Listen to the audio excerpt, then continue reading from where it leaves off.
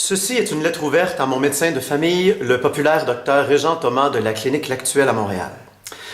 Régent, à mon dernier rendez-vous, tu m'as demandé pourquoi j'ai arrêté mes traitements VIH il y a 3 ans, printemps 2017. Pilule que j'ai prise pendant 8 ans.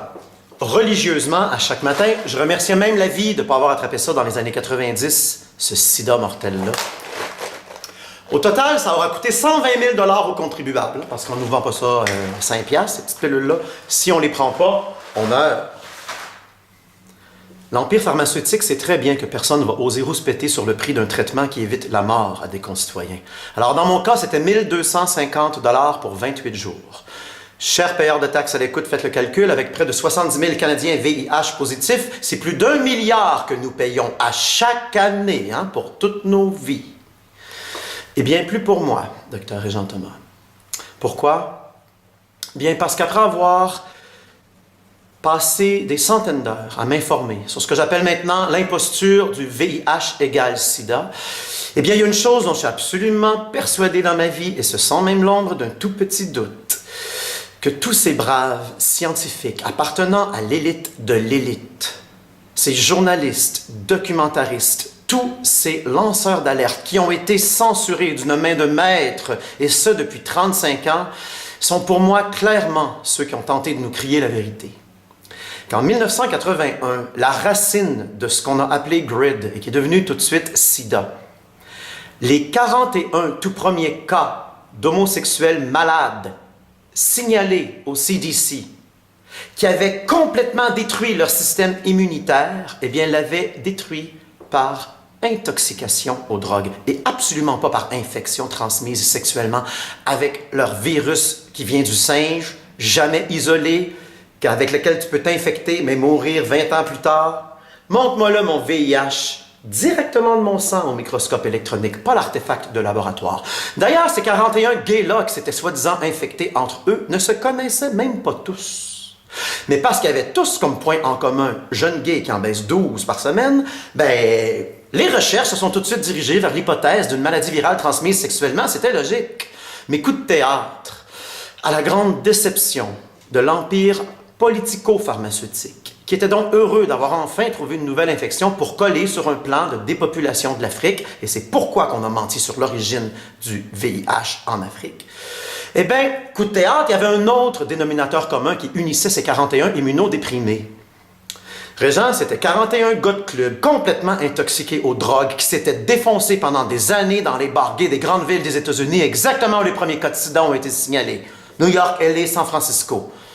Le toxique était au rendez-vous, cocaïne, héroïne, LSD dans ce temps-là, leur antibiotique pour leur gonorrhée, leur chlamydia, leur syphilis, qui avalait probablement avec un shooter d'alcool entre 2 baises.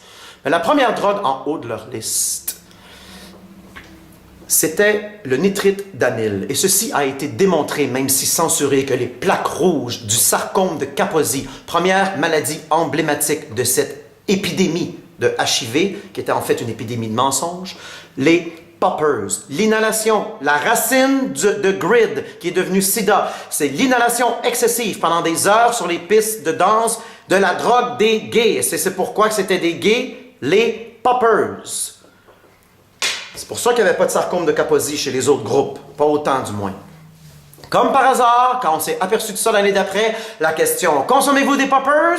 a été retirée des questionnaires des cliniques VIH de New York. Et comme par hasard, le CDC a publié une étude qui démontrait comment les poppers étaient inoffensifs. Moi, inoffensif, j'utilise ça pour un verre d'eau et une pomme, pas pour une drogue illégale. L'hypothèse de l'infection devait l'emporter. Et on l'a donc imposé. Comment? Avec une grande annonce politique, parce que nos médecins et nos scientifiques, c'est également des citoyens, et plus la nouvelle est grosse, plus c'est impossible qu'elle soit fausse, plus tout a été vérifié, c'est le gouvernement. Mais il est important de savoir qu'à cette conférence de presse historique du 23 avril 1984, lorsqu'on a annoncé, imposé la cause du sida aux médias du monde entier, eh bien, Washington, cette journée-là, supportait leur déclaration avec les papiers d'un seul chercheur, le grand Manitou, génie de la rétrovirologie. C'est pourquoi que les autres n'ont pas pu voir dans son jeu. Le corrompu Dr Robert Gallo, reconnu, accusé plus tard d'inconduite scientifique, comme nous l'avait mis sur le front page, en tout petit, le New York Times, du 31 décembre 92. Drôle de date pour une nouvelle si importante.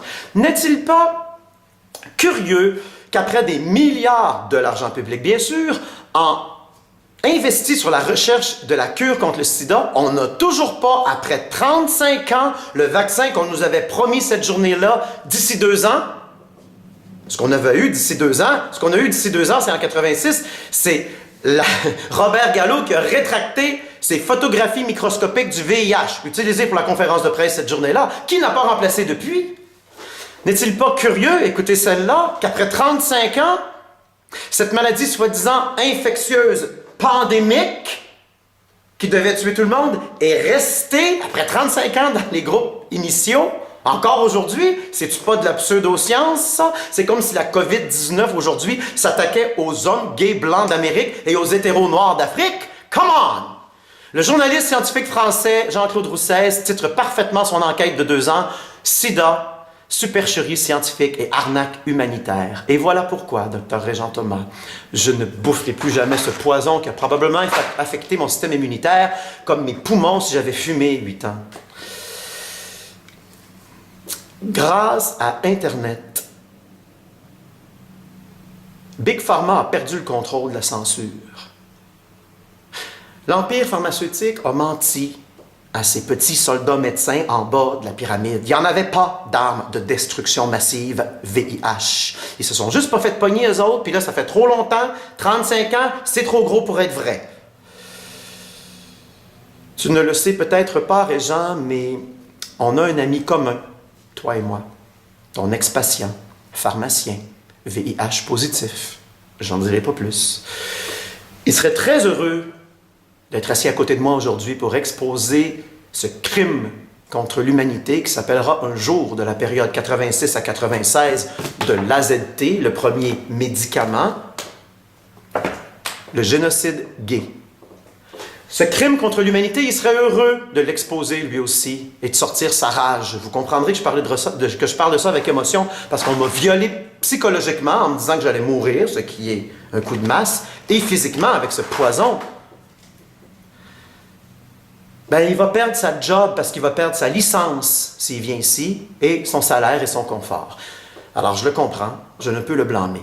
Mais je l'ai appelé l'autre jour, puis j'ai demandé qu'est-ce qu'il te disait, Régent, quand tu expliquais la fraude HIV. Il m'a dit « shutdown total, rouge comme une tomate, les bras croisés, puis il a regardé à côté. » J'ai dit « moi pareil. » C'est pour ça que je te le fais comme ça maintenant, t'as pas le choix d'écouter. Et il a rajouté qu'il trouvait que c'était un manque de rigueur professionnelle. On parle ici du sida.